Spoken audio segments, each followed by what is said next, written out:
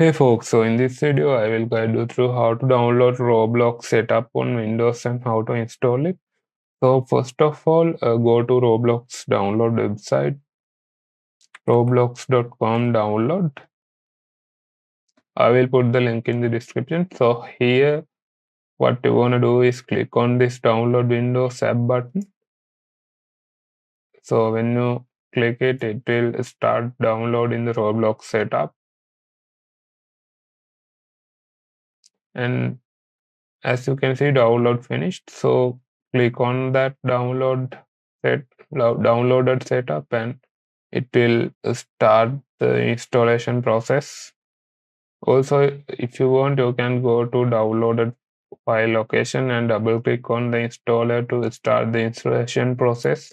So as you can see now, installation is finished, so that you can sign into your account or you can create a new account and play the Roblox game. If you have any question, feel sure to comment. I will get back to you. See you in the next video.